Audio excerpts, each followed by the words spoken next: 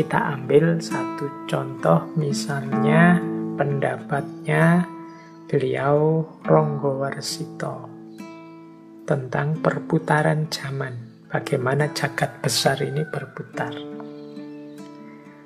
Kalau di serat Kolotidho, atau mungkin teman-teman bisalah membaca serat Centini, yang di situ juga banyak mengutip pandangannya Ronggowarsito. Jadi zaman ini berputar dari fase Kolotidho, kemudian Kolobendu, dan akhirnya Kolosubo. Jadi ini sebenarnya fase-fase akhir zaman kalau dalam Ronggowarsito. Jadi fase-fase zaman yang berputar dari lahirnya satu peradaban, satu budaya, sampai mengalami masa-masa akhir. Nah, masa-masa akhir itu diawali dari Kolotidho. Zamannya beliau, Ronggowarsito sendiri itu beliau menyebutnya zaman beliau itu ya zaman Kolobendu yang diawali dari Kolotidho. Jadi ada Kolotidho, kemudian Kolobendu, dan nanti mengalami perbaikan saat Kolosubo. Kolotidho itu zaman egoisme. Jadi ketika orang mengejar kesenangannya sendiri, kebaikan dan kebenaran diremehkan. Pembedaan-pembedaan, ini benar loh, itu salah. Ini adil loh, kalau yang itu tidak adil.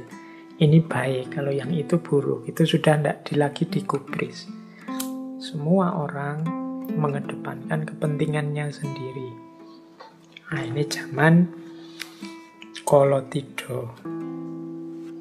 Zaman Kolotidho ini muncul biasanya setelah orang mengalami stabilitas, mengalami kemapanan, kemudian muncul egoisme-egoisme. Ingin enaknya sendiri, ingin menang terus, ingin senang terus. Berbeda dengan era sebelumnya. Biasanya era-era sebelumnya ini kan era membangun, era membentuk, era era menata dan lain sebagainya. Nah, biasanya kalau sudah mulai makmur, mulai sukses, mulai juga egoisme, mulai juga orang merasa ya sudah, ini sudah enak, sudah benar, terus masing-masing ingin senangnya sendiri. Akal sehat diremehkan, menganggap dirinya selalu benar. Ini awal-awal kerusakan, namanya Kolotidho. Kalau Kolotidho semakin parah, akan muncul Kolobendu. Kolobendu ini semacam puncaknya Kolotidho. Ini yang disebut zaman Edan oleh Ronggowarsito. Jadi di zaman ini, di era Kolobendu ini, ya memang kelihatannya stabil, kelihatannya beres, tapi beres dalam ketidakberesan. Stabil tapi kelihatannya. Makanya ilustrasi zaman Edan itu kan semua orang sudah Edan. Kalau ndak ikut Edan, ndak keduman. Maka semua ingin keduman. Akhirnya Edan semua. Di kalangan orang Edan semua itu yang waras, yang dianggap Edan. Karena semua Edan, ya ketoknya sama semua. Kelihatannya beres semua. Tapi beres dalam ketidaksadaran. Di antara cirinya, nanti teman-teman yuk boleh bacalah dulu, kita pernah sekilas juga membahas beliau Ronggowarsito ini. Ketidakadilan didewakan demi kenyamanan sebagian orang. Kemewahan dipertontonkan. Jeritan yang lemah dan tertindas tidak dihiraukan. Penjahat dipandang sebagai pahlawan, dan orang yang jujur malah ditertawakan dan disingkirkan. Tata nilai dan tata kebenaran dijungkir balikkan. Ini zaman Kolobendu sudah. Yang baik dianggap penjahat, yang jahat dianggap pahlawan. Kebolak-balik tata nilainya. Yang tidak adil dipuji-puji, yang dizolimi dicela-cela. Kalau bentuk. Jadi tampaknya stabil, tapi kestabilan itu dalam ketidaksadaran. Ini menurut Ronggo Warsito cirinya zaman Kolobendu.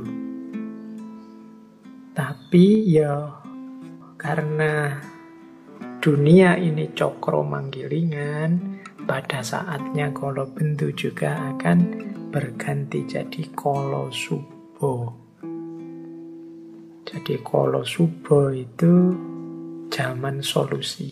Dari zaman gelap lahirlah zaman terang, namanya Kolosubo. Zaman stabilitas, zaman kemakmuran. Biasanya digambarkan akan muncul seorang tokoh yang hadir sebagai penyelamat, seorang ratu adil, yang dia ini dalam perjuangannya didukung oleh orang-orang yang selalu eling lan waspada. Ini Kolosubo. Jadi zaman cahaya ketika muncul seorang penyelamat, seorang ratu adil yang membebaskan semuanya dari kegelapan zaman Kolobendu. Nah, Kolosubo ini kan kemakmuran, ketentraman. Tapi juga tidak akan tetap begitu. Pada saatnya Kolosubo akan berganti jadi Kolotido. Kolotido akan berpuncak pada Kolobendu, dan di puncak Kolobendu akan muncul Kolosubo. Terus begitu. Itulah contoh cokro manggilingan. Jadi zaman itu tidak sekedar hanya susah kemudian selesai, atau hanya seneng kemudian selesai, tapi yo ganti-ganti. Jadi ada Kolotido, ada Kolobendu, ada Kolosubo. Kolosubo juga akan nanti muncul orang-orang egois mencari senangnya sendiri, tidak peduli baik buruk benar salah. Lahirlah Kolotido. Kolotido semakin parah, muncullah Kolobendu. Pada puncaknya Kolobendu muncul tokoh yang menyelamatkan. Disitulah Kolosubo lahir. Nah, jadi inilah perputaran zaman secara cokro manggilingan. Makanya teman-teman menyikapi kalau kita punya visi cokro manggilingan ini, yang sedang sedih ndak usah putus asa. Zaman pasti ganti dan berubah. Yang sedang sukses, sedang menang, jangan jumawa karena zaman juga pasti akan berubah. Hidup kita kadang di atas, kadang di bawah. Baik, kalau tentang 3 ini teman-teman boleh kembali lagi mencari serat Kolotido, atau hari ini kan banyak itu tulisan-tulisan atau mungkin video-video YouTube yang membahas tentang Ronggo Warsito dan ramalan-ramalan akhir zaman versi para pujangga Jawa. Oke, kita lanjutkan. Nah, dalam tradisi falsafah hidup Jawa ada konsep juga cara menyikapi cokro manggilingan. Ketika kita menyadari bahwa hidup ini berputar, hidup ini tidak statis, tapi selalu bergerak, berubah dan dinamis, apa yang harus kita pedomani? Ada istilah dalam budaya Jawa namanya Triwikromo. Triwikromo ini ada yang mengartikan keteguhan hati, ada yang mengartikan alam. Jadi Triwikromo itu 3 prinsip, 3 ranah dalam hidup kita yang harus kita taklukkan, yaitu masa lalu, masa kini, dan masa depan. menghadapi hidup yang berputar, kadang di atas, kadang di bawah, yang selalu berubah, senjata kita adalah triwikromo. Menguasai masa kini, masa depan, dan juga masa lalu. Prinsipnya apa? Bagaimana cara kita menguasai? Nah, cara menguasai atau prinsip-prinsipnya adalah yang pertama, kita harus selalu ingat bahwa yang kita rasakan saat ini adalah buah dari yang kita lakukan di masa lalu. Berarti apa? Kita harus mengambil pelajaran dari masa lalu sehingga kita nanti di masa depan bisa mengalami hal yang lebih baik daripada yang sekarang kita alami. Saya sudah enak kok Pak, masa lalu saya tertib sehingga sekarang saya bahagia. Ya, maka belajarlah dari masa lalumu sehingga engkau bisa di masa depan bahagia terus atau syukur-syukur bisa semakin bahagia. Saya di masa lalu kemarin masih ada keliru-kelirunya Pak. Ya, berarti buahnya keliru-keliru itu kan engkau rasakan sekarang. Maka lakukan perbaikan saat ini biar nanti kalian di masa depan tidak merasakan buahnya keliru-kelirumu seperti yang kau rasakan sekarang. Jadi itu prinsip pertamanya itu. Ya nyambung dengan prinsip yang kedua. Kalau prinsip yang kedua, yang kita lakukan sekarang akan kita nikmati buahnya di masa depan. Ini sama. Jadi apa yang kita lakukan sekarang, ayo siap-siap menerima hasilnya di masa depan. Kalau diringkas dengan satu kata, triwikromo itu menaklukkan masa lalu, masa kini, masa depan dengan cara belajar dari masa lalu, memperbaiki masa kini demi lebih baik di masa depan. Inilah cara kita menaklukkan 3 masa. Jangan sampai kita jatuh di lubang yang sama. Berarti kita tidak belajar dari masa lalu, apalagi tambah lebih jelek dari kemarin. Nah, itu berarti ya kita tidak belajar dari masa lalu. Kalau dalam Islam itu kan jelas, Muslim itu yaumuhu khairun min amsihi. Hari-harinya saat ini itu lebih baik dari kemarin. Dan hari besok lebih baik. Harus kita pastikan lebih baik dari hari ini. Tidak boleh sama saja. Kalau sama saja kita disebut orang yang rugi. Dan kalau lebih jelek, kita disebut orang yang terlaknat. Maka ayo hati-hati mengelola masa, mengelola waktu. Waktu bisa menjadi teman kita yang paling ampuh, paling dahsyat, tapi sebaliknya dia juga bisa jadi musuh kita yang paling menghancurkan. Mari kita taklukkan lewat triwikromo dengan cara tidak sembrono. Kita hidup hari ini dengan belajar dari kesalahan-kesalahan di masa lalu untuk mendapatkan buah yang lebih baik di masa depan. Jadi ini rumus pokoknya menghadapi cokro manggilingan. Oke, kita lanjutkan. Nah, selanjutnya bagaimana sih terjemahan dari cokro manggilingan ini dalam kehidupan nyata? Kalau tadi kan prinsipnya triwikromo. Dalam kehidupan nyata, bagaimana kita memedomani cokro manggilingan ini? Yang pertama, di kalangan masyarakat Jawa dikenal pandangan bahwa hidup kita ini adalah sumbernya berasal dari Tuhan dan nanti akan kembali kepadanya. sangkan paraning dumadi. Jadi darinya menuju kembali kepadanya. Kalau dalam Islam teman-teman yo kenalnya innalillahi wa inna ilaihi roji'un. Jadi memedomani cokro manggilingan itu kita harus selalu sadar ilaihi roji'un.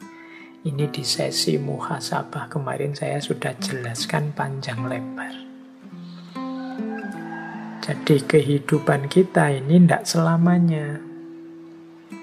Kita akan berputar lagi kembali pada Allah.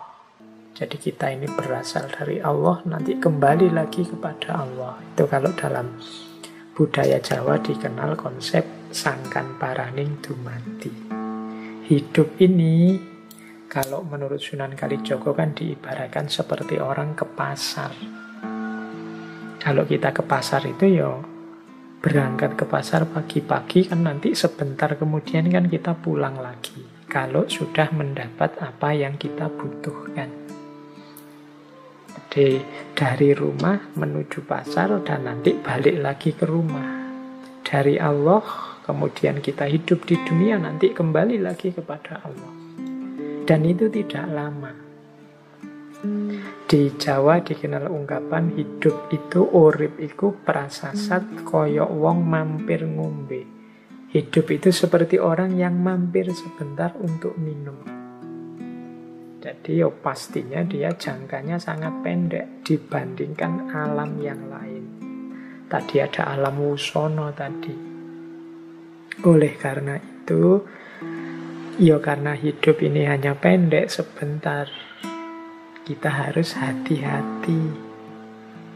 Jangan sampai kehabisan waktu. Kalau tadi misalnya analoginya hidup itu untuk mampir ngombe, cepet-cepet ngombe. Kalau analoginya untuk belanja di pasar, segera kita beli kebutuhan kita untuk yang kita butuhkan di rumah. Jangan sampai waktu kita habis, kita belum sempat minum. Transit sebentar di dunia, lupa yang kita butuhkan apa. Jadi itulah sangkan paraning dumadi. Kita ini berproses dari Allah menuju Allah lagi, dari Tuhan kembali kepadanya. Dulu zaman saya naik bis antar kota, itu kan sering ada fase transitnya. Di situ orang ke toilet, kemudian makan. Nah, itu saya membayangkan seperti ke pasar tadi, hidup di dunia ini seperti orang transit saat kita melakukan perjalanan panjang. Di situ cepet-cepet ke toilet, cepet-cepet minum, kalau butuh makan cepet-cepet makan. Setelah itu balik lagi ke bis, melakukan perjalanan ke tujuan yang memang kita tuju. Kayak kalau sekarang lewat tol, berarti hidup di dunia ini seperti mampir sebentar di rest area. Segera kita penuhi kebutuhan kita dan berjalan kembali. Jangan sampai kita melalaikan kebutuhan kita, kemudian waktunya habis, keperluan perjalanan kita tidak terpenuhi. Apalagi terus lupa kalau kita harus melanjutkan perjalanan. Asik di rest area saja, tidak keluar-keluar dari situ. Nah, ingat-ingatlah hidup ini sangkan paraning dumadi. Jadi dari Allah kembali ke Allah. Putarannya pasti nanti ke situ. Berarti apa? Ayo siap-siap. Ayo memenuhi apa saja yang kita butuhkan untuk ketemu yang sejati. Ini pedoman pertama, manifestasi dari cokro manggilingan yang sifatnya ketuhanan. Sekarang kita lihat yang sifatnya alam semesta, sifatnya kosmologis. Kalau berhadapan dengan Tuhan, kita dituntut untuk mewujudkan kesadaran sangkan paraning dumadi. Berhadapan dengan alam semesta, kita dituntut untuk memayu hayuning bawono. Memayu Hayuning Bawono ini kalau diterjemah secara letterlek, memperindah keindahan dunia. Dunia ini apa adanya sudah indah. Kehadiran kita di muka bumi semoga menambah indah, memberi arti dalam hidup. Nah, itu memayu Hayuning Bawono. Jadi berhadapan dengan alam, jangan kita justru jadi variabel perusaknya, tapi sebaliknya kita menjadi unsur yang memperindah. Ketika kita hadir, alam yang semula indah jadi tambah indah. Itu memayu Hayuning Bawono. Alam yang kelihatannya biasa-biasa saja ketika kita hadir jadi luar biasa. Nah, itu kemampuan kita memayu Hayuning Bawono. Bawono itu dunia dan segala isinya. Caranya bagaimana? Ya memayu Hayuning Bawono itu caranya dua. Menanamkan kebaikan, dan yang kedua mengendalikan diri agar tidak melakukan kerusakan, mengendapkan nafsu agar lebih terkendali. Ini jadi caranya dua, ada cara yang pasif, ada cara yang aktif. Cara yang pasif itu mengendalikan diri untuk tidak merusak. Cara yang aktif itu mewarnai dunia ini, mewarnai bumi ini dengan kebenaran-kebenaran, kebaikan-kebaikan, keindahan-keindahan yang bisa kita wujudkan. Itulah memayu Hayuning Bawono, memperindah keindahan dunia. Ya tentu saja untuk memayu Hayuning Bawono, untuk sangkan paraning dumadi, kita butuh ilmunya. Jadi ilmu ini nanti vital. Jangan sampai saya itu ndak ingin menghancurkan dunia ini. Malah yang saya lakukan itu memperbaiki. Tapi ketika ilmunya kurang, jangan-jangan yang kita sebut memperbaiki itu malah merusak. Kehadiran kita jadi variabel, jadi unsur yang justru mengacaukan dunia. Nah, ini orientasi yang kedua sebagai manifestasi dari Cokro Manggilingan adalah memayu Hayuning Bawono. Kalau tadi kesadaran bahwa akhirnya kita akan kembali kepada Tuhan, sehingga hidup kita harus tidak terlena, harus selalu waspada, tidak mudah menyia-nyiakan waktu untuk senang-senang saja karena kita punya misi sangkan paraning dumadi. Yang kedua ini memayu Hayuning Bawono. Kehadiran kita yang sebentar, usia manusia itu kan tidak panjang. Sepanjang-panjang usia kita paling berapa sih? Itu kan berarti sebentar. Kehadiran kita yang sebentar ini semoga menambah indahnya dunia yang sudah indah. Ini memayu Hayuning Bawono. Oke. Baik, ini kalau mau kita tambah penjelasannya, ini bisa berhubungan dengan etika, bisa berhubungan dengan teologi, bisa berhubungan dengan ekologi tentang lingkungan, bisa juga berhubungan dengan antropologi, sosiologi, dan lain sebagainya, bahkan mungkin juga politik. Bagaimana kita mengembangkan sistem politik, kehidupan politik yang memayu Hayuning Bawono. Bagaimana kita mewujudkan hidup berbudaya yang memayu Hayuning Bawono. Bagaimana kita membentuk kosmos, kita menyikapi kehadiran kita di alam semesta yang memayu Hayuning Bawono. Inilah prinsip-prinsip dasar kehidupan Jawa yang antara lain bersumber dari falsafah Cokro Manggilingan. Nah, sekarang yang ketiga, ini juga lanjutannya, orientasi hidup berdasarkan Cokro Manggilingan Kalau ini secara psikologis. Kalau tadi kosmologis itu tentang alam yang memayu hayuning bawono. Sebelumnya teologis berhubungan dengan Tuhan, sangkan paraning dumati. Kalau ini secara psikologis, kejiwaan manusia yang berhubungan dengan cokro manggilingan. Ini saya pinjam dari Ki Ageng Suryo Mentaram. Dulu pernah kita bahas panjang lebar tentang beliau ini. Silahkan dicari rekamannya. Ini saya ngomong ringkas saja dari berbagai teori yang beliau sampaikan.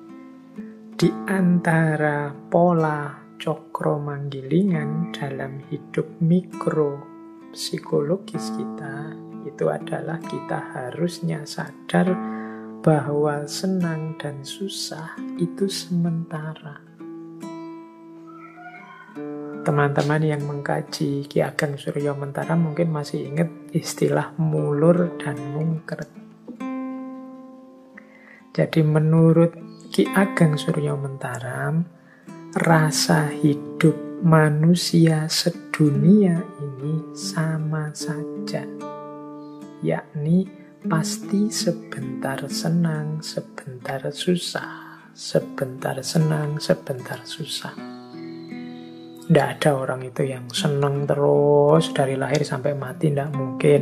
Orang kok sedih terus, tidak ada senangnya sama sekali, tidak mungkin. Kecuali orang yang tidak mau bersyukur. Jadi selalu hidup itu naik turun, naik turun. Sekalipun orang kaya, miskin, raja, kuli, wali, bajingan, itu kalimatnya saya terjemahkan langsung dari bukunya beliau. Rasa hidupnya sama saja, yaitu sebentar senang, sebentar susah.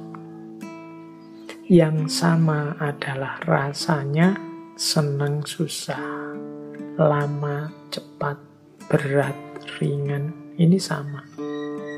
Sedangkan yang berbeda adalah yang disenangi apa. Cuma itu saja yang berbeda.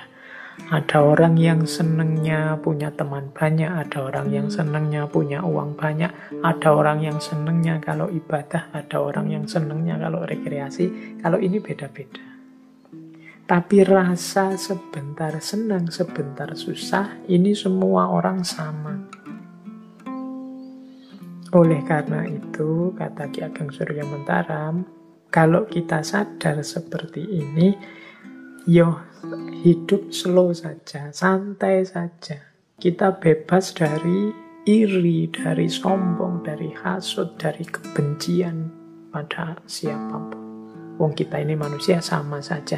Engkau iri apa sih pada saudaramu? Mungkin saudaramu juga iri hal tertentu padamu. Kita hidup ini sama saja, masing-masing ada kelebihan, ada kekurangannya. Ada fase pasang, ada fase surutnya. Jadi hidup ini mari kita sikapi biasa saja, santai saja. Kalau bahasanya anak-anak hari ini slow way, karena semua orang sama saja. Tidak ada orang yang senang terus atau susah terus. Tidak usah iri, tidak usah dengki, tidak usah sombong. Coba dilihat putaran gambar itu yang di slide itu, yang kalau ini yang teori mulur mungkret tadi dari Ki Ageng Suryo Mentaram, untuk menggambarkan mengapa kok orang itu selalu ada senang dan susahnya. Ini bulatan ini silahkan dimulai dari mana saja. Misalnya hidup ini kita awali, kita punya cita-cita, kemudian cita-cita kita tercapai, akhirnya kan kita senang. Cita-cita tercapai, kita senang. Jangan lupa, ketika orang cita-cita A tercapai, biasanya dia tidak berhenti. Dia masih punya cita-cita lanjutannya. Misalnya, Pak, saya ingin lulus tercepat, terbaik. Misalnya, tercapai, kan kita senang. Tapi kan itu belum titik. Setelah itu kan, karena saya lulus tercepat, terbaik, Pak, saya ingin dapat pekerjaan yang memadai, Pak. Nah, itu kan mulur lagi keinginannya. Yang tadinya seneng, sekarang mulai mulur. Ketika mulur mungkin tidak tercapai. Jadi senengnya terbatas. Sekarang ada keinginan baru. Ketika mulur ini kan mulai sedih lagi. Apalagi kalau tidak tercapai. Tidak tercapai dia jadi sedih. Ketika keinginan tidak tercapai dia sedih. Sedih itu akhirnya apa? Mungkret. Mungkret itu yang tadi standarnya 100 sekarang diturunkan jadi 50. Misalnya tadi cita-citanya pingin dapat pekerjaan yang memadai, nggak dapat-dapat, akhirnya sedih. Akhirnya kan keinginannya berkurang, itu namanya mungkret. Misalnya, sudahlah Pak, nggak harus pekerjaan yang apa-apalah, yang penting ada pekerjaan saja, saya punya penghasilan saja, sudah bersyukur kok Pak. Nah, ketika mungkret berkurang, akhirnya tercapai. Wong ya asal ndak males saja kan pekerjaan banyak. Ketika tercapai seneng. Ketika sudah seneng kan terus mulur lagi. Mosok sih aku cuma hanya ini pekerjaanku. Kalau semakin ditambah mungkin semakin enak untuk hidupku. Nambah lagi, mulur lagi. Mungkin tidak tercapai lagi, akhirnya sedih. Ketika sedih, mungkret lagi, menyusut keinginannya. Nah, ketika menyusut tercapai terus seneng. Ketika seneng berkembang keinginannya, mulur, tidak tercapai, akhirnya sedih, menyusut. Ketika menyusut tercapai. Hidup ini ya siklus antara seneng dan susah. Dinikmati saja prosesnya, perjalanannya. Nah, ini nasihat dari Ki Ageng Suryamentara. Ini ada kalimat yang saya suka dari beliau malam hari ini saya bawa. Kata beliau, Ki Ageng Suryamentara, di atas bumi ini dan di kolong langit ini tidak ada barang yang pantas dicari, dihindari, atau ditolak secara mati-matian. Meskipun demikian, manusia itu selalu berusaha mati-matian untuk mencari, menghindari, atau menolak sesuatu. Walaupun kadang memang tidak sepantasnya dicari, ditolak, atau dihindari. Padahal apa yang dicari atau ditolaknya itu tidak menyebabkan orang bahagia dan senang selamanya atau susah dan celaka selamanya. Tetapi pada waktu orang menginginkan sesuatu, pasti ia mengira atau berpendapat bahwa jika keinginanku tercapai, tentulah aku bahagia dan senang selamanya. Dan jika tidak tercapai, tentulah aku celaka dan susah selamanya. Ini karakternya manusia. Padahal menurut Ki Ageng Suryamentara, mbok yo jangan begitu. Menginginkan sesuatu boleh, tidak suka atau menolak sesuatu boleh, tapi tidak harus semati-matian itu. Seolah-olah kalau gagal memperoleh yang diinginkan atau menolak yang tidak disukai, terus hidupmu hancur. Atau kalau memperoleh yang kamu inginkan dan menyingkirkan yang kamu tidak sukai, terus hidupmu bahagia terus gitu. Tidak begitu. Hidup tetap akan siklus, kadang senang, kadang susah. Kadang-kadang kita kan begitu. Pokoknya Pak, kalau saya diterima jadi PNS ini misalnya ya, wah sudahlah selesai hidup saya Pak, sudah bahagia terjamin sampai anak-anak cucu nanti.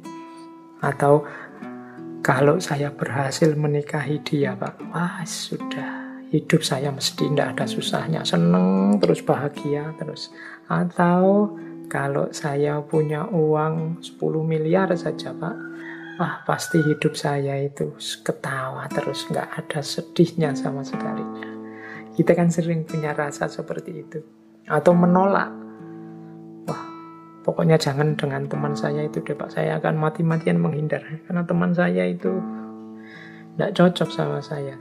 Saya benci sekali sama dia. Semoga dia, kita akan menolak mati-matian. Janganlah Pak, kalau kerja di sana itu menurut saya. Kita nolak mati-matian.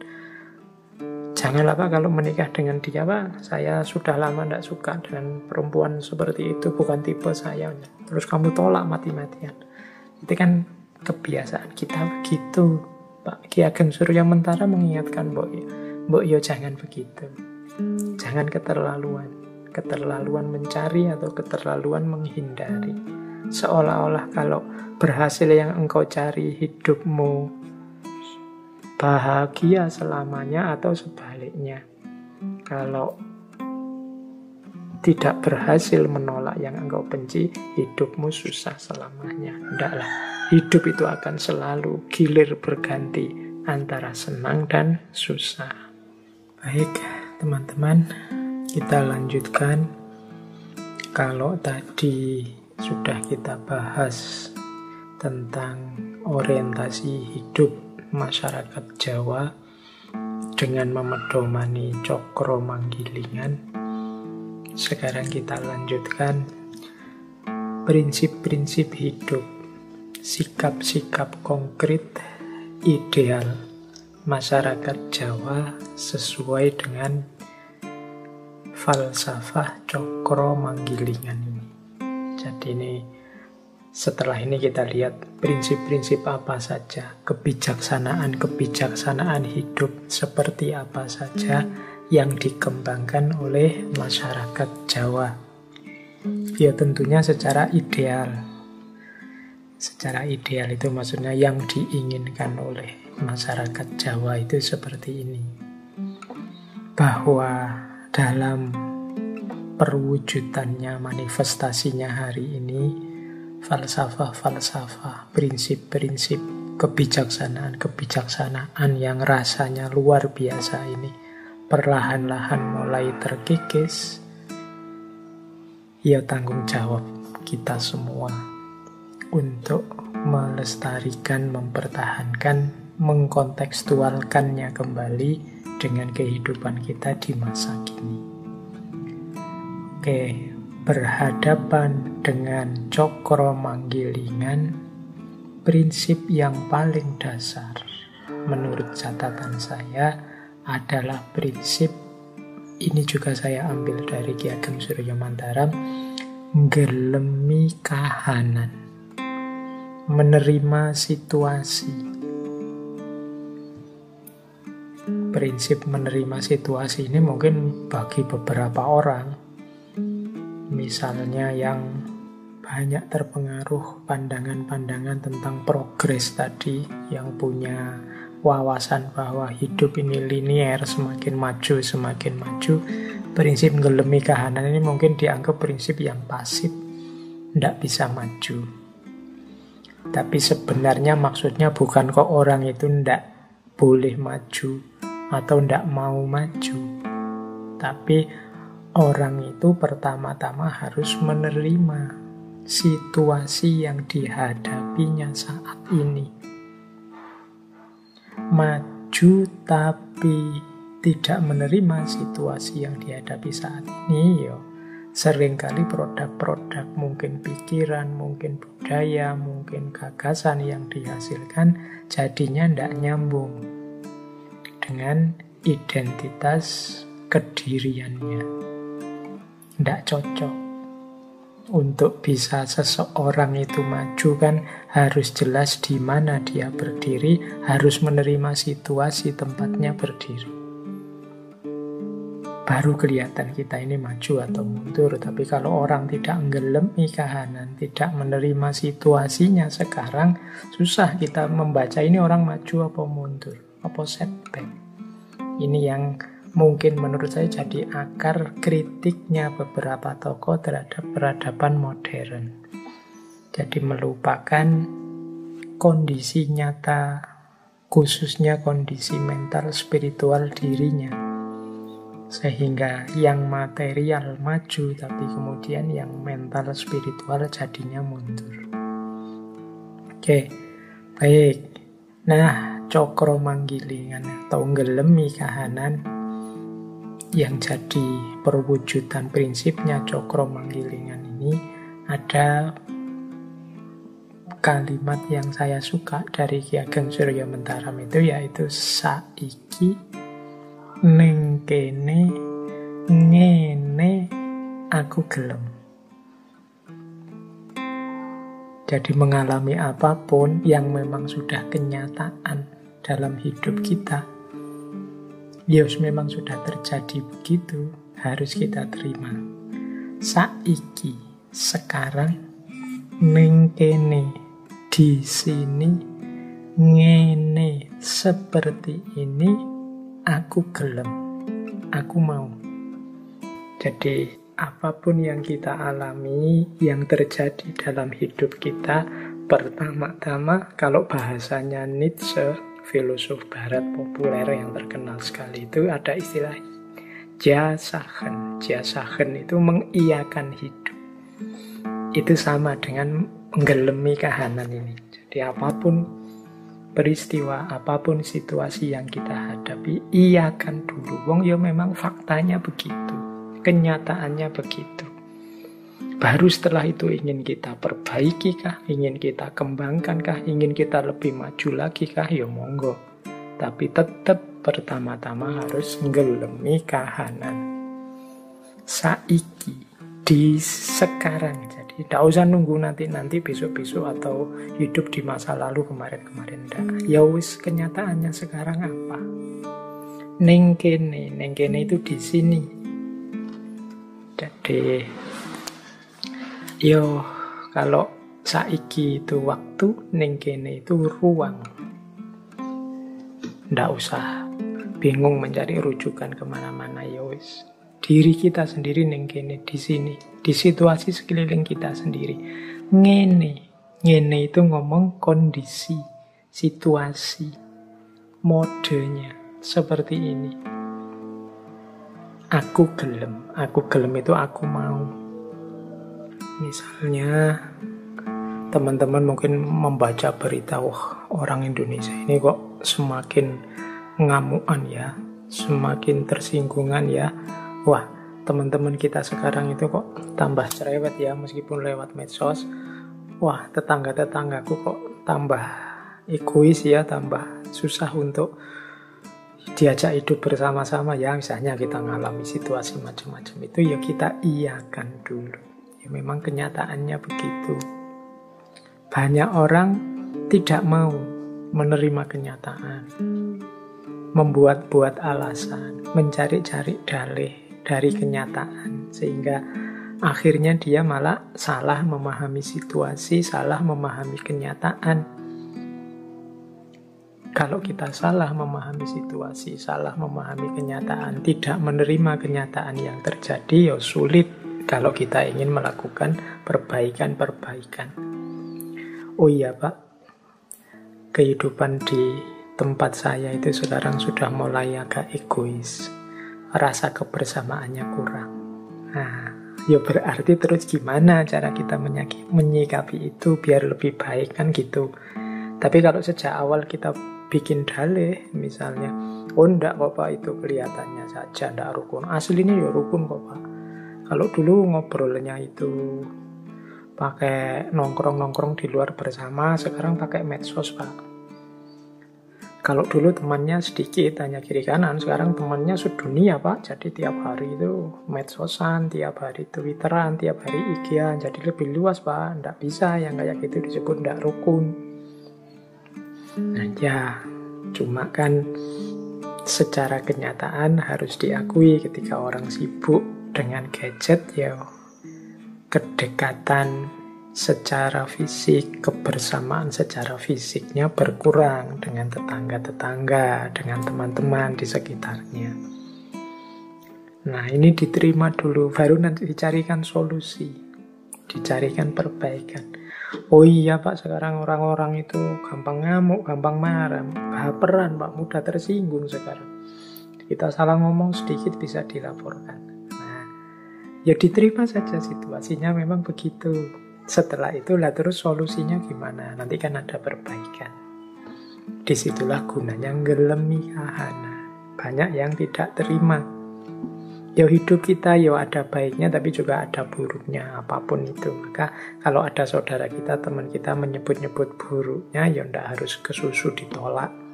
Siapa tahu itu memang kenyataannya begitu. Kita terima kemudian kita perbaiki. Jadi ini tidak harus diartikan kritik barat tadi, misalnya oh ini pasif, ini tidak aktif, tidak, justru terukur tindakannya, tidak asal maju. Inilah gunanya ngelemi kahanan. Makanya nanti di masyarakat Jawa itu ada istilah tadah, peradah, dan ora wegah. Tadah itu tidak meminta apapun. Tidak meminta itu maksudnya bukan tidak punya keinginan, tapi tidak banyak menuntut. Mensyukuri apa yang sudah dicapai. Orang bersyukur itu biasanya ya tidak mengeluh, tidak menuntut. Itu tadah. Menerima tadi, ngelemi kahanan. Tapi juga tidak diam. Selanjutnya ada peradah. Peradah itu mau repot untuk perbaikan sesama, untuk menyumbang tenaga, menyumbang pikiran, nyumbang ilmu, nyumbang harta untuk kehidupan sesama. Itu namanya peradah.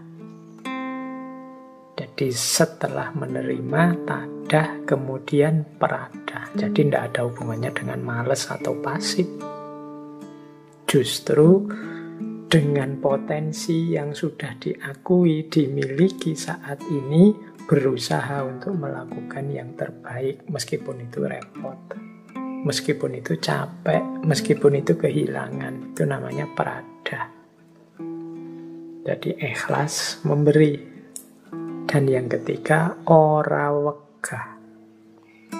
Ora wegah itu ndak males, ndak segan, ndak enggan, tidak menunda-nunda, ndak milih-milih ketika akan melakukan kebaikan. Jadi tidak hanya rebahan, ngerti ribuan jutaan konsep kebaikan, ngerti ratusan hikmah kebijaksanaan, kalau tidak diterjemahkan dalam kehidupan nyata sehari-hari, kalau kita hanya wegah saja, males, menunda-nunda, menunggu-nunggu besok saja, nanti saja, atau milih yang enak-enak saja, itu juga namanya wegah. Belum disebut terpuji. Yang terpuji itu ya tadah, peradah, ora wegah.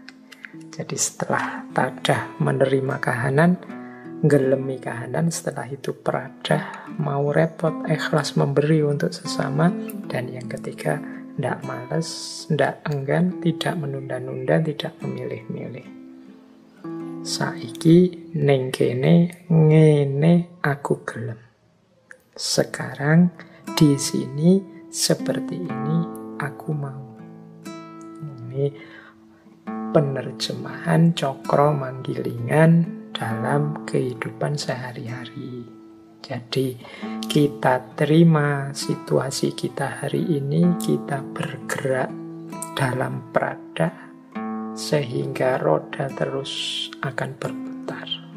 Oke, terus yang kedua, menyikapi Cokro Manggilingan, roda yang selalu berputar, ada 3 prinsip yang terkenal sekali di tengah masyarakat Jawa, yaitu ojo dumeh, eling, dan yang ketiga waspodo.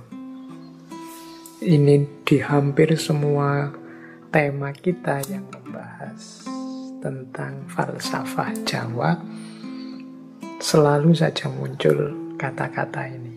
Dulu kita pernah belajar wulang reh, kita pernah belajar Wedotomo, dan banyak lagi serat-serat Jawa yang lain. Di hampir semua serat Jawa yang kita bahas, selalu saja ada ojo dumeh, eling, lan waspodo. Dulu pun waktu kita membahas tentang Semar juga ada 3 kalimat ini, 3 kata ini. Ini juga manifestasi dari orang yang punya kesadaran Cokro Manggilingan. Yang pertama, ojo dumeh itu jangan mentang-mentang, jangan sombong.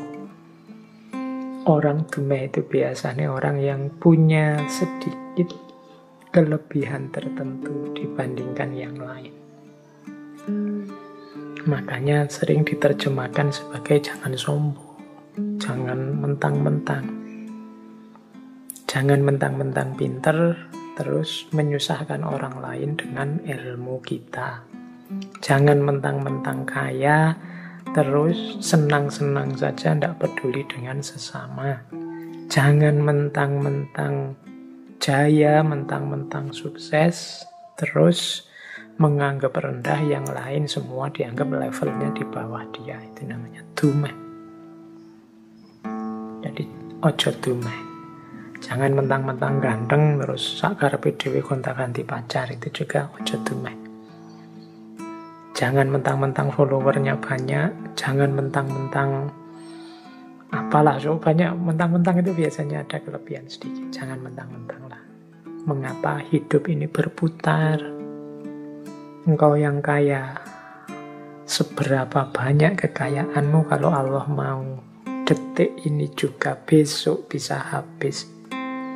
Kurang apa sebelumnya kaya Nabi Ayub, tapi kemudian hartanya habis, bahkan sakit-sakitan, kehilangan segalanya. Ojo dumeh. Engkau yang jabat, engkau yang jaya sukses, engkau yang pinter. Banyak orang pinter yang keblinger. Maka ojo dumeh. Apalagi engkau yang ganteng, ojo dumeh. Engkau yang cantik, ojo dumeh. Seberapa lama bertahan kecantikan, kegantenganmu, kekayaanmu, jabatanmu, ojo dumeh. Hidup ini berputar. Yang kedua, eling. Eling ini berarti ingat. Eling lan waspada itu biasanya disebut bareng satu paket. Eling itu kesadaran vertikal. Selalu ingat, selalu sadar ada Tuhan, ada Allah yang mengamati kita. Maka jangan lupa diri. Dan yang ketiga, waspada. Waspada itu kesadaran horizontal.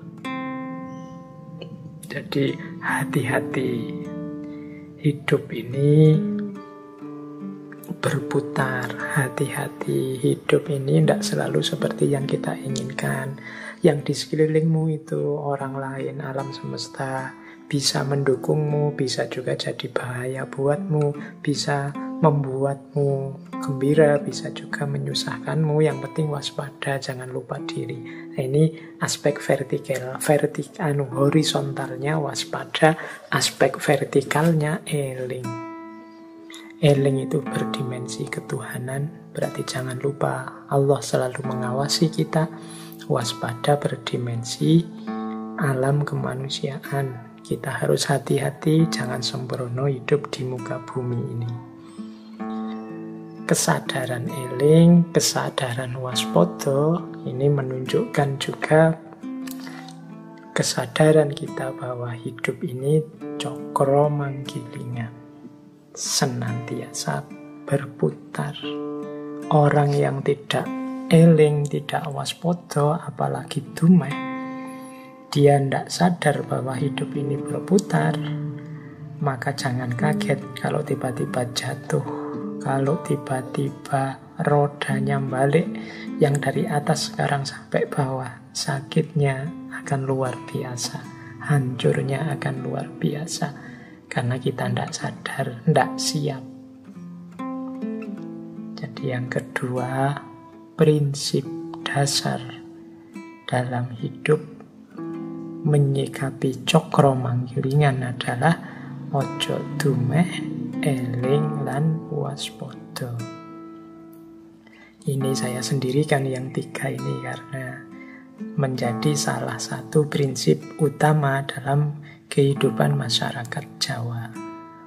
Apalagi yang teman-teman Jawa mestinya harus ingat tiga prinsip dasar ini, jangan sampai lupa. Kesehatan mental kita antara lain diteguhkan pada ojo dumeh. Ini dimensi psikologisnya. Kesehatan spiritual ditentukan oleh ketika kita eling, menyambung dengan yang atas. Sementara kesehatan hidup sosial bersama orang lain, bersama masyarakat di tengah alam semesta itu kita bersikap waspada. Jadi ojo dumeh, eling lan waspada. Oke, itu paket kedua wisdom yang berhubungan dengan cokro manggilingan. Sekarang kita lihat yang ketiga. Menyikapi cokro manggilingan. Prinsip apa saja yang dihidupkan di tengah masyarakat Jawa? Itu saya bawa beberapa prinsip yang ada kata-kata ojo. Ojo itu artinya jangan. Tadi ada ojo dumeh. Ojo dumeh saya sendirikan karena jadi prinsip yang utama. Tapi ini ojo-ojo yang lain. Jadi banyak sekali jangannya. Karena ini kalau dalam bahasa sering saya sebut ini semacam remnya. Silahkan lakukan apa saja asal remnya paten. Remnya paten itu berarti jangan nabrak hal-hal ini. Baik, kita lihat. Orang yang sadar bahwa hidup ini berputar, kadang di atas, kadang di bawah. Yang pertama, ojo adikang, adikung, adiguno. Ojo adikang, adikung, adiguno. Maksudnya ojo adikang itu jangan sombong mengandalkan kekuatanmu. Ojo adikung itu jangan sombong mengandalkan kekuasaanmu. Adiguno itu jangan sombong mengandalkan kepandaianmu. Kekuatan, kekuasaan, kepandaian itu sesuatu yang kita miliki hari ini mungkin, tapi pada saatnya juga akan pergi. Tidak ada orang kuat selamanya, atau dia berkuasa terus-terusan selamanya, atau dia pinter terus, pinter dalam segala hal. Setiap kekuatan, setiap kekuasaan, setiap kemahiran, kepinteran ada batasnya. Dalam hal tertentu mungkin kita pinter, tapi dalam sangat banyak hal yang lain kita termasuk yang tidak tahu apa-apa. Di ranah tertentu mungkin kita berkuasa, punya kekuatan, punya kekuasaan, tapi di ranah yang lain yang justru lebih banyak, lebih luas, kita tidak punya kuasa apa-apa, tidak punya kekuatan apa-apa. Yang namanya manusia selalu ada batasnya. Orang sombong itu merasa kekuatannya tidak terbatas, kekuasaannya tidak terbatas, dan kepandaiannya juga tidak terbatas. Orang yang merasa kekuatannya tidak terbatas itu biasanya menganggap yang lain lebih lemah dari dirinya. Orang yang merasa bahwa kekuasaannya tidak terbatas biasanya cenderung menganggap yang lain lebih rendah dibandingkan dirinya. Sementara orang yang merasa sangat pandai, kepandaiannya tidak terbatas, biasanya cenderung menganggap yang lain lebih bodoh, lebih keliru, lebih sesat daripada dirinya. Ini memanifestasikan orang yang tidak sadar bahwa hidup itu muter. Tadi di atas saya bilang, kalau Allah mau kekuasaan, kekuatan sedahsyat apapun bisa satu detik hancur. Bagaimana ceritanya misalnya Raja Namrud zaman Nabi Ibrahim yang meninggal karena seekor nyamuk. Kurang dahsyat apa seorang raja kalahnya sama nyamuk? Kurang merasa besar apa manusia modern dengan segala kedahsyatan teknologinya? Kita merasa menguasai bumi dan seisinya, ya kalahnya melawan bahkan lebih kecil dari nyamuk, virus, namanya COVID-19. Jadi tidak pantas kita itu sombong, tidak pantas kita itu merasa pinter, merasa kuat, merasa besar. Itu yang pertama. Ojo selanjutnya, ini paket ojo-ojo, ini paket jangan-jangan. Ojo gumunan, ojo getunan, ojo kagetan, ojo aleman. Ojo gumunan itu mudah kagum. Ada apa-apa dikit, wow, ada apa-apa dikit, wow. Itu mudah kagum. Orang yang mudah gumunan, mudah kagum itu biasanya mudah ditipu, mudah dibohongi. Fenomena viral itu kan banyak memanfaatkan logika manusia yang suka gumunan. Wah, tadi itu ada ini loh, peristiwa alam yang begini loh. Wah, tadi itu gumunan, orang kagetan. Jadi orang kaget itu biasanya terus orang gumun itu biasanya tidak waspada.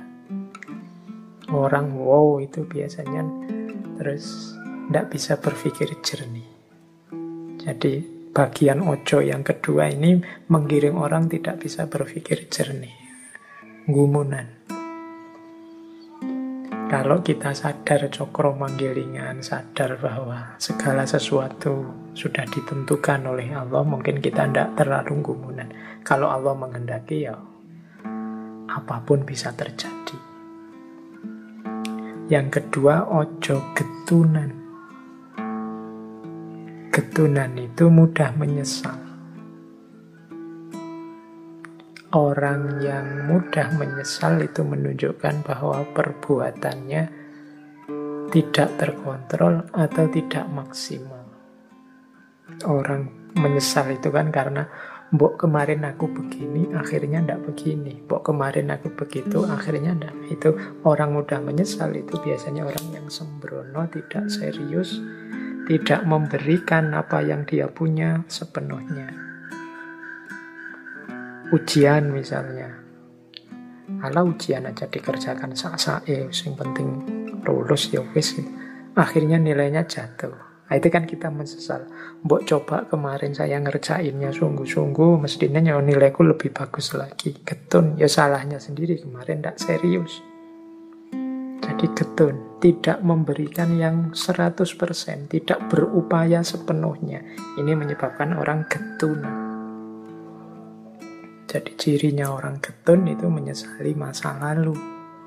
Mengapa masa lalu disesali? Karena dia tidak serius. Maka ojo getunan. Berarti apa? Berikan sepenuhnya apa yang engkau mampu. Kemudian ojo kagetan. Ojo kagetan ini jangan mudah kaget. Biasa saja. Di dunia ini apa sih yang tidak mungkin? Kalau sering-sering kaget jadinya kita tidak waspada. Mudah ditipu orang, mudah ditrik orang. Tiba-tiba ada WA, selamat, Bapak memenangkan undian sebesar 750 juta. Oh, itu kaget, waduh, jangan-jangan aku menang beneran ini. Jangan-jangan, enggak lah, biasa saja. Sekarang banyak yang kayak gitu, nipu-nipu. Jadi, memanfaatkan situasi psikologis kita yang mudah kaget. Kalau tiba-tiba ada kabar apa itu terus kita kaget. Ketika kita kaget, kita tidak waspada. Ada ya hari ini banyak itu yang lewat medsos itu tiba-tiba juara 1 atau kadang ngeri itu anak bapak kecelakaan. Itu harus kita kaget. Ketika kita kaget kehilangan kewaspadaan, tidak bisa waspodo. Maka jangan kagetan, terus berpikir yang jernih, yang waspada. Yang keempat, ojo aleman. Ojo aleman itu jangan manja. Atau kadang juga diterjemahkan jangan senangnya dipuji saja. Orang aleman itu orang yang selalu minta dilayani. Jadi Harusnya dia bisa memenuhi sendiri, dia nunggu dipenuhi orang lain. Itu kan bukan tugas saya. Meskipun sebenarnya kalau dia tandangi ya beres, tapi aleman. Jatahku kan cuma ini. Itu kan tugasnya dia misalnya. Jadi tidak ringan tangan. Dan dia inginnya dilayani terus. Itu aleman. Jangan aleman. Orang aleman itu berarti dia tergantung pada orang lain. Tidak mandiri. Meskipun tadi diartikan suka dipuji, orang suka dipuji juga berarti hidupnya tergantung pada orang lain. Tidak mandiri versi dirinya. Nah, jadi yang kedua, ojo kagetan, ojo gumunan, ojo getunan, ojo aleman. Ojo gumunan, jangan mudah kagum. Ojo getunan, jangan mudah menyesal. Ojo kagetan, jangan mudah kaget. Ojo aleman, jangan manja. Terus, paket ojo selanjutnya. Ojo ketungkul marang kalungguhan, kadonyan lan kamareman. Jangan ditaklukkan oleh kedudukan, keduniaan, harta benda, dan kemareman, kesenangan. Jadi hidup kita tolong jangan diperbudak oleh posisi atau jabatan atau kedudukan. Jangan diperbudak oleh harta, jangan diperbudak oleh kesenangan saja. Diperbudak itu berarti kalungguhan, kadonyan, kamareman itu yang menyetir kita, bukan kita yang menguasai kedudukan, harta, dan kesenangan. Bukan kita yang mengendalikan kesenangan, tapi kesenangan yang mengendalikan kita. Dikendalikan oleh kesenangan itu ya berarti hidup kita itu yang kita tuju seneng terus. Kita tidak bisa ngerem kesenangan. Kalau sudah seneng itu terus yang dicari, dikejar sampai lupa segalanya. Itu berarti kita disetir oleh kesenangan. Kalau sudah begitu ya berarti kita tidak sadar cokro manggilingan. Hati-hati, hidup itu berputar. Kadang orang mencari kesenangan saja, jatuhnya malah kesusahan yang tidak ada akhirnya. Kadang orang mencari kedudukan, jabatan, lupa segalanya, hanya mikir jabatan saja, akhirnya jatuhnya malah kehinaan. Banyak orang mengejar harta, menghalalkan segala cara, akhirnya malah jatuh miskin. Maka ojo ketungkul marang kalungguhan, kadonyan lan kamareman. Ini diingat-ingat prinsip ini ya teman-teman, apalagi yang ini menjelang era-era mau berjuang, mungkin sudah lulus kuliah, mau bekerja, mau menikah, membangun rumah tangga, dan seterusnya. Ojo ketungkul marang kalungguhan, kadonyan lan kamareman. Saya lanjutkan, ini waktunya tambah lama, tambah menipis. Ojo keminter, mundak keblinger, ojo cidro, mundak ciloko. Keminter atau kuminter itu maksudnya kalau di bahasa Indonesia kan sekarang mungkin sok pintar. Sok pintar itu sebenarnya ndak pintar, tapi gayanya kayak orang pintar. Nah itu namanya keminter. Ndak menguasai ilmunya, ndak ngerti teorinya, tapi gayanya kayak orang yang sudah ahli. Nah itu namanya keminter. Hati-hati, ojo keminter, mundak keblinger. Nanti engkau akan sesat loh. Jadi keblinger itu ya terbelokkan. Terbelokkan itu ya tersesat. Jangan keminter deh. Kalau ndak ngerti bilang aja ndak ngerti. Kalau belum mendalam, jangan kesusu mengajar. Ojo keminter. Jangan kesusu ngeser-ngeser hal yang kamu tidak paham benar. Segala isi dan konsekuensinya. Hari ini kan kadang-kadang kita tidak sadar jadi orang keminter. Wong yo fikih ndak ngerti, kita memfatwai orang lain. Ini ndak boleh, ini haram, ini makruh, ini bid'ah dan lain sebagainya. Nah, ini kan memfatwai orang lain, memvonis orang lain dengan fatwa agama. Wong kita ini bukan ahli fikih. Biarlah yang ahlinya saja yang menilai. Kalau kita bukan hakim kan jangan menghakimi orang lain. Ojo keminter, nanti keblinger. Keblinger itu sesat. Maunya orang lain jadi lebih baik, malah dirinya sendiri sesat.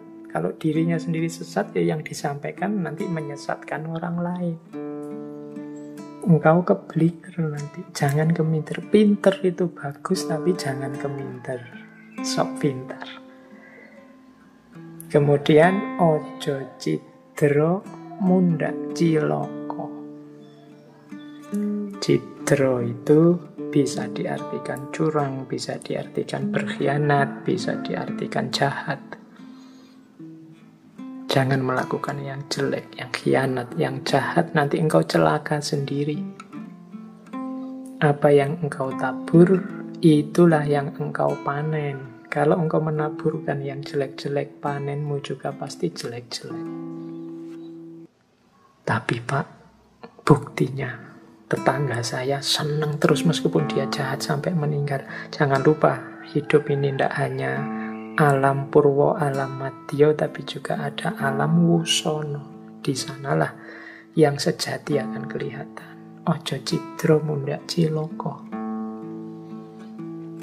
Baik, itu paket selanjutnya. Terus, ojo milik barang kang melok, ojo mangro mundak kendo.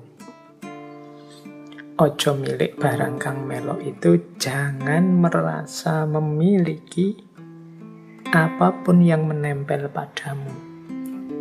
Jadi semuanya itu ndak hakiki. Jadi ojo milik barang melok itu jangan merasa hartamu, kedudukanmu, jabatanmu, kemuliaan, kehormatan dari masyarakatmu itu kan hal-hal yang engkau miliki sekarang, yang melok padamu.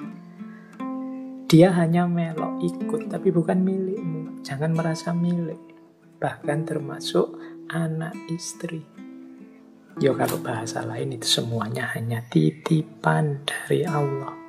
Tugas kita mengelola sesuai dengan amanat yang punya. Ya, yang punya Allah. Amanatnya Allah kita jalankan. Kita dititipi istri, dititipi suami, dititipi anak, dititipi harta, dititipi jabatan. Semuanya harus kita kelola dengan baik sesuai keinginan yang nitipi.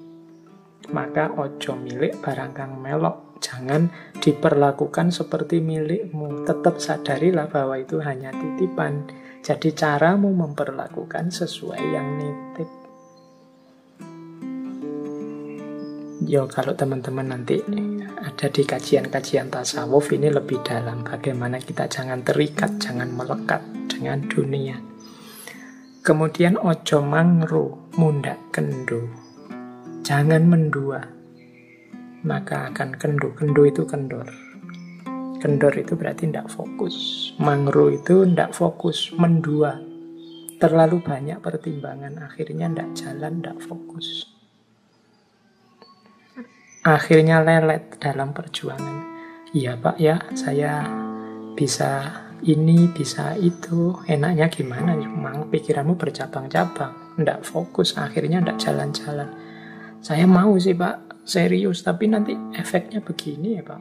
Kalau yang ini bagus juga, tapi efeknya begitu. Kadang-kadang ini hanya membingungkan kita saja.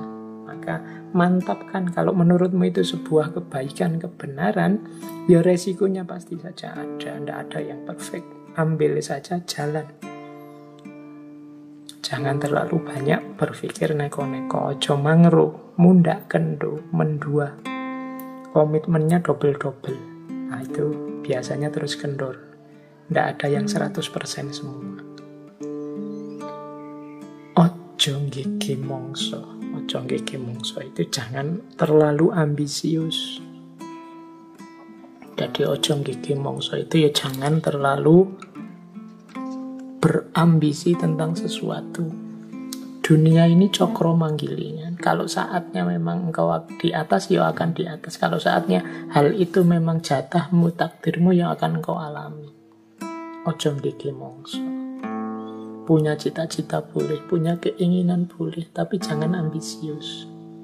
Jangan mewajibkan sesuatu yang di luar kekuasaanmu. Pokoknya saya tahun ini harus sudah naik haji.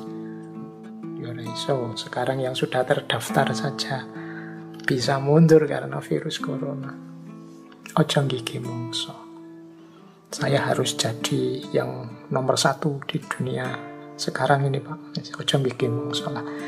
Yang biasa-biasa saja, jangan terlalu diperbudak oleh ambisi-ambisi duniawi.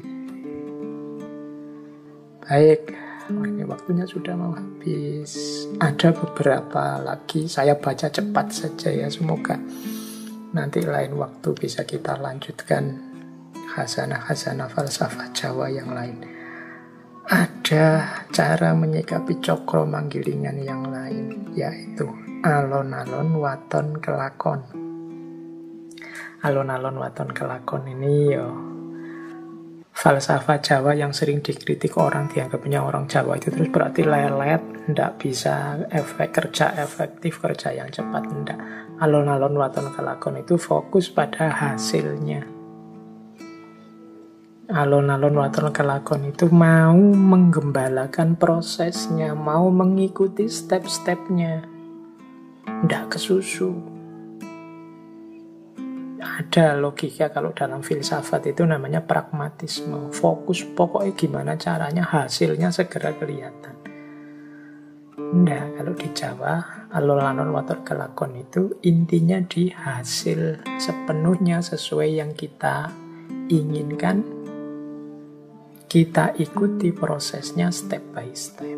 Itu yang disebut alon-alon waton kelakon. Pelan-pelan, tapi mantap. Itu arahnya ke situ. Kalau memang waktunya di atas, ya kita akan di atas. Kalau belum waktunya, seperti apapun kita tetap di bawah. Segalanya ada pergilirannya sendiri. Kalau memang belum jatahnya, tidak akan nyampe ke kita. Kalau memang sudah jatah kita, apapun yang terjadi akan sampai. Maka jangan gigi mongso, alon-alon saja. Semoga cita-cita tercapai. Alon-alon waton kelakon. Ada juga mungkin falsafah yang lain, yang ini juga saya tulis, sopo nandur bakal ngunduh. Siapa yang menanam, dia yang akan panen, menuai. Fama ya'mal miskola dzarratin khairan yarah wa may ya'mal miskola dzarratin syarran yarah. Becik ketitik olo ketoro. Barang siapa melakukan kebaikan, dia akan terlihat. Barang siapa melakukan kejelekan, dia juga akan terlihat. Dan yang terakhir saya bawa, Gusti Allah ora sari. Nah, ini juga falsafah yang menurut saya luar biasa dari tradisi Jawa, yaitu Allah itu tidak tidur. Tidak usah khawatir. Pak, saya itu sudah serius loh Pak, kok rasanya roda saya tidak naik-naik ke atas ini, kok di bawah terus. Pak, saya sudah melakukan banyak sekali kebaikan, salah saya apa tuh Pak, kok nasib saya seperti ini. Kan kita rasanya menggugat Allah. Tidak usah khawatir, Gusti Allah ora sare. Yang penting tandurlah yang baik-baik, maka engkau akan panen yang baik-baik. Becik ketitik olo ketoro, ikuti prosesnya. Alon-alon waton kelakon, ojo gigi mongso. Oke, saya kira itu ya teman-teman. Wah, saya lihat waktunya sudah membelandang sedikit ini. Bagi yang ingin menyambungkan dengan mungkin beberapa ayat kalau dalam Al-Quran tentang cokro manggilingan ini, bagaimana hidup ini dipertukarkan, dipergilirkan, ada putarannya, boleh nanti mengecek tafsirnya surat Ali Imran ayat 140. iyam saskum korhum fakot masal qauma korhum mithluh watilkal ayyamu nudawiluha bainan nasi waliya'lamallahu alladhina amanu wa yattakhidha minkum syuhada wallahu la yuhibbuz zalimin. Ini ayat ini turun berkenaan dengan perang Uhud. Jika kamu mendapat luka, maka sesungguhnya kaum itu pun mendapat luka yang serupa. Ini kalau dalam tafsir-tafsir, Allah menjelaskan kepada umat Islam saat itu yang baru saja dalam tanda petik ya kalah di perang Uhud. Jadi Allah menunjukkan kalau engkau mendapatkan luka pada perang Uhud ini, sesungguhnya kaum kafir itu juga sebelumnya mendapatkan luka yang sama, yaitu pada perang Badar. Iyam saskum korhum fakot masal qauma korhum mithluh. Jangan terlalu sedih, memang hidup itu berputar begitu, itu mungkin maksudnya ayat begitu. Kadang dia yang dapat luka, kadang kita yang dapat luka. Watilkal ayyamu nudawiluha bainan nas. Dan masa-masa, pergantian masa-masa itu kami pergilirkan di antara manusia. Waliya'lamallahu alladhina amanu. Supaya Allah bisa membedakan mana orang yang beriman. Dan supaya ada juga yang jadi syuhada di antara kalian. Jadi silahkan dipedomani pergiliran hidup ini. Asalkan, itu kata-kata yang terakhir, wallahu la yuhibbuz zalimin. Jangan sampai kekalahan, jangan sampai kejatuhan mendorong kita berbuat zalim. Jangan sampai sebaliknya juga kemenangan membuat kita sombong lupa pada Allah. Nah, ini silahkan yang teman-teman concern dengan tafsir ayat ini bisa dicari korelasinya dengan cokro manggilingan. Oke teman-teman, saya kira itu ya malam hari ini. Kurang lebihnya mohon maaf. Wallahul muwaffiq, wallahu a'lam bishawab. Wassalamualaikum warahmatullahi wabarakatuh.